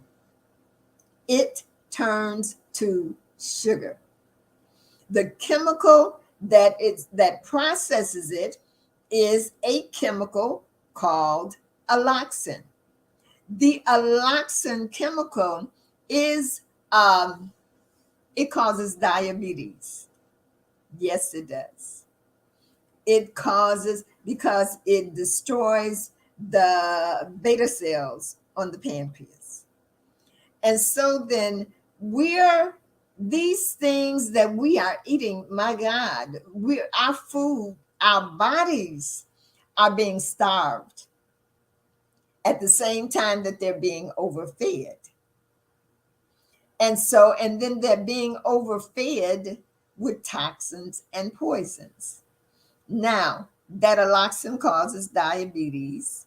The foods that it brightens, that breads that we love, even that brown bread that we love, the bread that they're deceiving us into thinking that it is a whole grain. But if that brown bread is soft, when you put it in your mouth, if you really like it, because whole grains, real whole grains, most of us have a problem with it because it is so hardy. It is so chewy. It is so stiff, and it tastes nothing like that white bread or that colored brown bread. Let me give you another chemical, and that chemical is, okay, help me, Holy Spirit. Caramel or caramel, depending upon where you're from and how you pronounce it. That caramel is the color that is used to make that bread brown. That caramel is in the dark sodas, dark pots that we drink. It gives it the coloring. Um, but that caramel or caramel, it is another name for MSG. And so then we have, let me see, am I forgetting anything? I said our instant noodles. Oh, yes, yes. Our condiments, the condiments that they, set on every table in the restaurant that we go in. Those condiments, one of the chemicals that's in there is that aspartame. And that aspartame, so they got smart, and they turned the blue pack pink, and then the pink pack yellow, and all of that, but it still has the chemical in it. They just add something with the chemical so that they can give it another name, but you have the same results. It is a brain poison. And so now I'm missing something. Soups. Now, I've had a couple of, and I don't know why I didn't think of it the second time. 2 weeks ago, ladies and I, we went out shopping, and then we stopped. I thought I was going home. You know, they called me, you want to go? You know, we're going to have fun. Us old women. So we had a ball, and then we ended up at the restaurant. And I'm thinking, I don't eat out, I eat at my own house. So I said, well, I'm gonna be safe. I'm gonna get me a salad, get the house dressing, and get me a bowl of soup that has no noodles in it, that has no meat in it, that has no MSG in it. And so, I had to have a little conversation with the waitress, and she promised me that she would remove the meat because all of them had something in it. So I did the lesser of two evils and asked her if she could remove the meat from the soup. And she did a good job. And so we ate, we enjoyed the day, this, that, and the other. About an hour and a half after I got home, let me see, what problem did I have? Because I've had done this before. Oh, this is a good one. I lost my balance. I lost my balance. I lost my equilibrium. I was walking sideways like this. I'm saying to God, what is this? What did I do? What did I eat? And the Holy Spirit said, you ate the soup. Said, and so I said, okay, the soup. I said, well, it didn't have noodles and it didn't have meat. And they told me that it didn't have the MSG and it didn't have wheat and all those things that I put them through when I go to a restaurant. That's why I don't go. And and then it dawned on me, okay, there I used the house dressing and I ate the soup, and there was something that I was not aware of in that house dressing and that soup. And it just totally shut down it just destroyed my balance, my equilibrium. And truly, I was walking like this. I was walking like this. And so I went out to the stairs. I live on the third floor. I went out to the stairs. And so I just started walking up and down the stairs. I just started walking up and down the stairs. I think I did once because I don't do this often. I walked backwards up one flight of stairs. And so then when I finished doing that, my equilibrium had come back. But now just think about it. Uh, had I not known that food, that it had something in it, that I was having a reaction. Suppose I had gone to the emergency room, called the ambulance, went to the emergency room. They would have given me all kind of tests, all kind of things. And then we're going to try this. And then if this doesn't work, we're going to try this. And if this doesn't work, then maybe we need to do surgery. And so knowledge is power. And you have to know that whenever you put something in your physical body, that at some point it is going to interact with that brain. So some of you are having migraine headaches, and you've had migraine headaches for years. And then when you go on a fast, because see, when we go on a fast, and then we get these horrific headaches, and then we want to come off the fast because, look, this is not working. But the difficulty is the toxins and poisons that we have placed in the body. They are, at some point, they are circulating through the bloodstream and they are traveling through the brain. And as they travel through the brain, then they attack the brain. The brain is being attacked.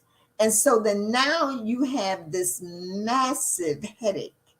You can't see, you can't, all of this thing, you need to shut off all the lights. You need to go and lay down and all of this because of all of these toxins and poisons into the brain. Now I'm going to tell you one more thing, and you can always come back and watch this. So I'm glad. Water. Water.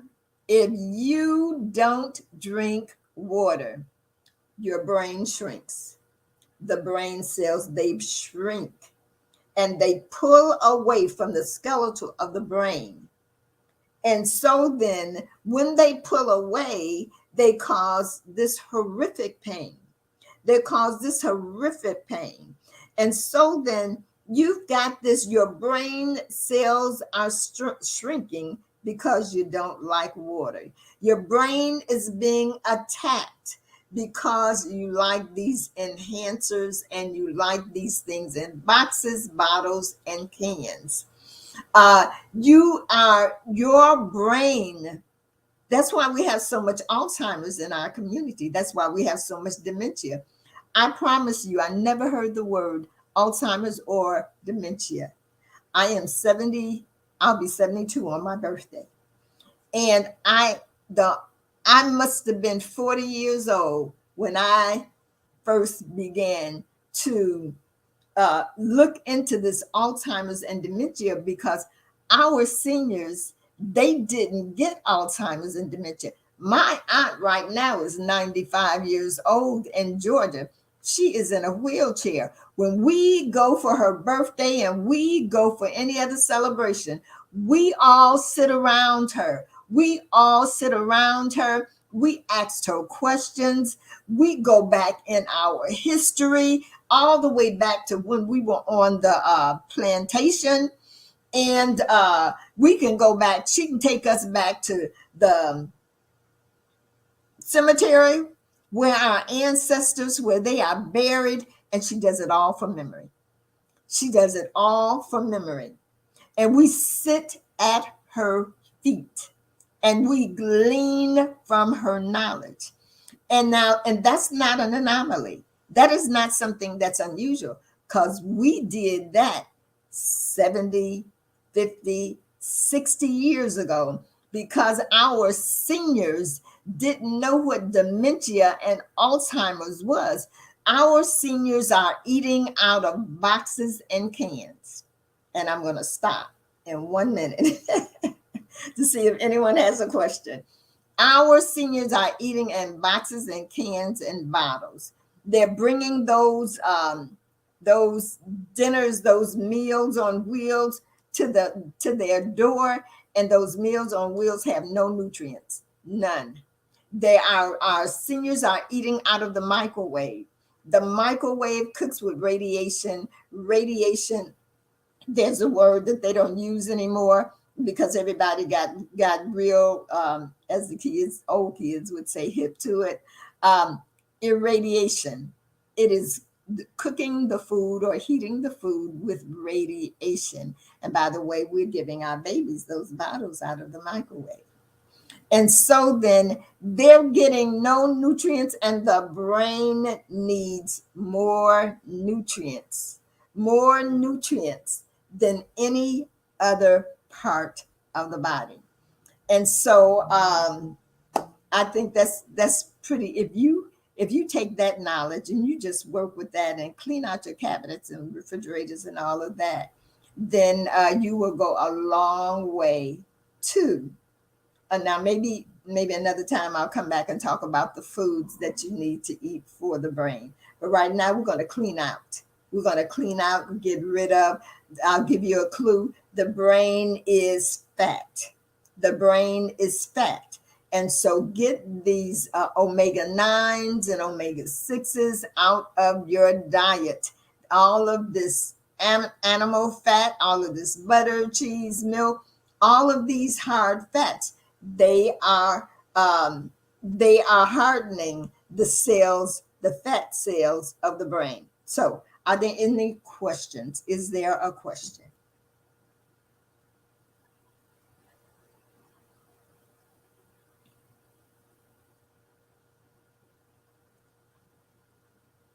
Wow. I don't have one question. Is there anything that wasn't clear that you would like me to clear up?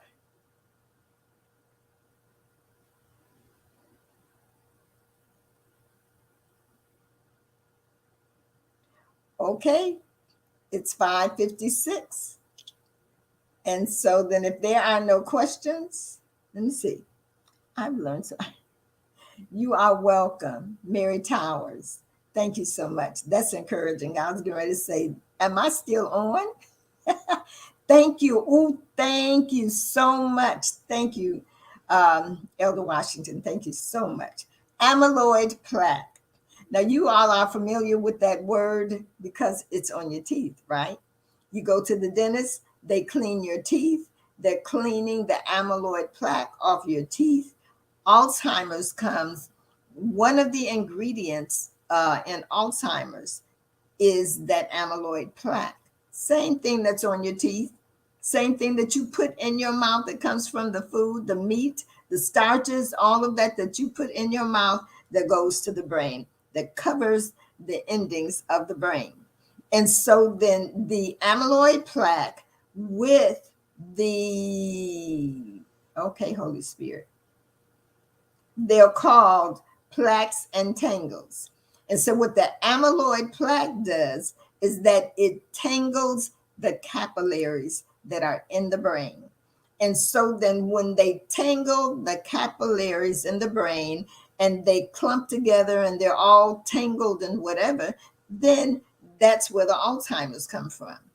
The nerve endings, they can't send the messages, the blood can't flow, the nutrients and the oxygen, it can't get to where it needs to get to in the brain, and so the brain cannot function. So thank you so much for that question. Thank you, I appreciate it. Let me see, what do I suggest that seniors eat since they get Meals on Wheels? I would never, now I'm just going to say for me, I would never feed a senior Meals on Wheels. I would never feed them canned soup. I would never feed them, what is it, out of the microwave. And that's pretty much what they eat out of. And so then someone is going to have to figure out a way to feed these seniors some real food. Because if that's what they're eating every day, all day, they're going to have dementia and Alzheimer's. And then they don't want to drink the water that is needed, that they need 50% of your body weight in water ounces. And so now, because I'm moving slow, because I don't have the energy and the strength, so I may have incontinence and I may have accidents when I go to bed, then I've got all of these problems on top of one another. We have got to do something for our seniors. We got to figure it out as a community. As a community, we have to figure it out because our seniors, they are our wealth. They are our wealth. They are our history. They hold locked up inside of their brain. They hold the answers to that which was behind our generations, our former generations, and all of that. And so we need, all of my life, I wondered what I looked like. I never knew who I looked like because all of my cousins, they were either Black beauties or they looked like white girls. And so I'm 4'11". They were tall with long dark hair or blonde hair. And so I was like, who do I look like? Where did I come from? And I went to a family reunion in Georgia, and my aunt took me over to this very old man. And she said to him, "Do you know whose daughter this is?" He looked at me, he said, "No." And then he took my hand and he turned me around like this. He said, "I don't know whose daughter she is." He said, "But I know who she looks just like." He said, "She looks just like Sister Eula." He said, "She has her gray hair color." He said, "She has her height. She even has her shoe size." And I was like, yes. And I have her widow's peak. And so if he had not been there, I never would have had an identity. not ever. So we've got to save our seniors. We have to save our seniors. So real food, I'm sorry, I went on a tangent. Real food, I suggest that they eat a salad or two a day. And I suggest that they don't drink pop coffee or coffee. Um, I suggest that they drink things like a little cranberry juice or cherry juice from the health food store that makes your cheeks go like, because that will help their kidneys. It will help their kidneys.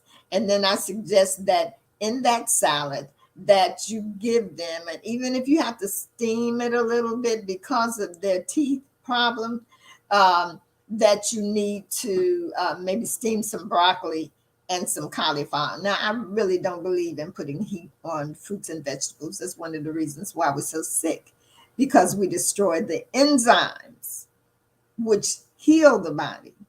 But the cruciferous vegetables will have the bitter. They will have the bitter in them that snatches the liver back into functionality. And it has, for breast cancer, it has the precursors for breast cancer, for to bring that estrogen back to good estrogen. And it does the same thing for the men with the prostate cancer and the testosterone. So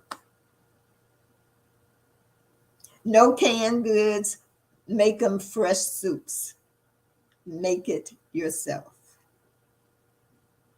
So it is 6:03. Should I turn this back over to you, man of God, or should I take another question? Okay, we're good. Yes, Dr. Hill. Yes, I sir. think you had one more question here from Donna Lowe. Says, so should we just only eat foods and spices that say organic? I am not a spice girl. I believe that you should use onions, garlic, leeks, that you should use the plant, because you may get these organic things in a container, but they don't have the healing properties. You don't get the healing. And herbs and spices, they are the greatest healers in the plant world. And so when you leave them out, when you substitute those for some chemical that is that doesn't have those properties, you're doing yourself a disservice. Okay, and here's the last question: how safe are bottled waters? Well, I drink bottled water out of a glass. I drink glass bottled waters, but you're not going to get that at the gas station, and you're not going to get that. You're not going to get that at Jewel's or somewhere. You're going to have to go to the health food store, and yes, it is going to cost more money. I get me a case, but now if you're going to drink out of plastic bottles, oh, I don't have my plastic bottle with me. If you can take that bottle as a woman and crumble it up like this, then that toxin and poison in that plastic is going to leak right into your water. Matter of fact, it already has. If you're going to drink out of plastic, then it should be hardy. Let me grab a bottle for you.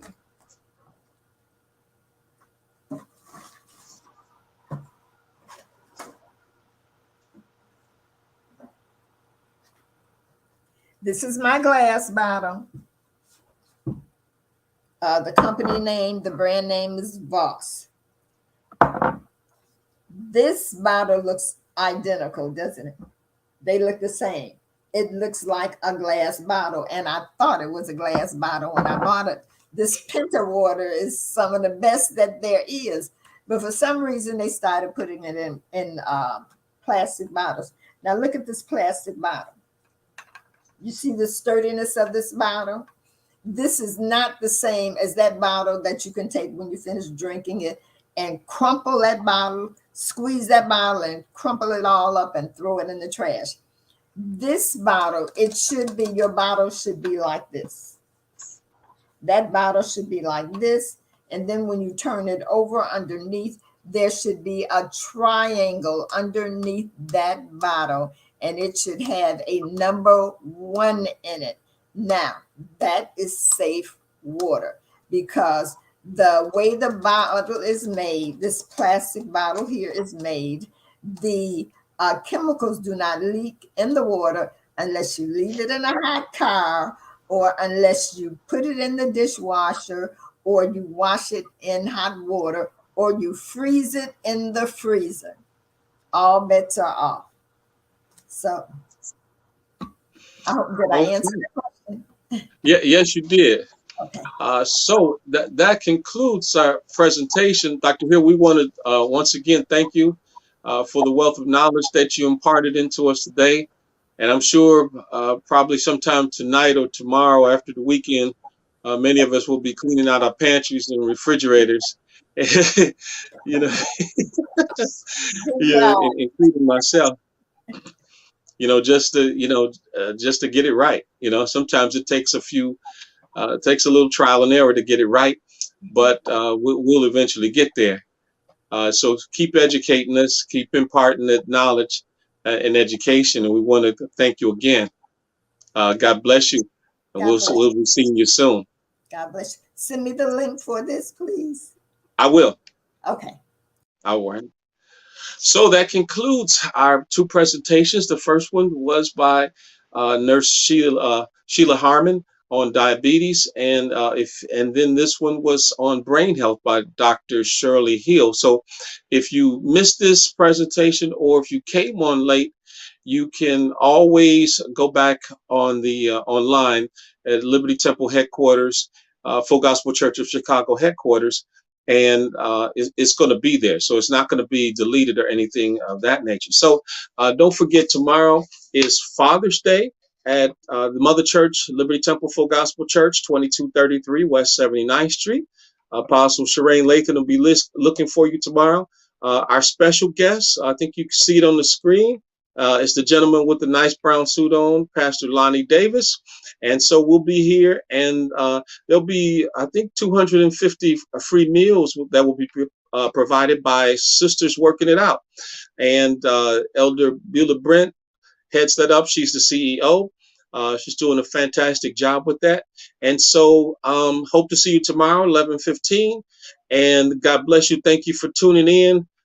We got to get out of here. And so God bless you. Hope to see you tomorrow at Liberty Temple Full Gospel Church and World Outreach Ministries tomorrow. God bless you. Thank you. And good night. Bye-bye.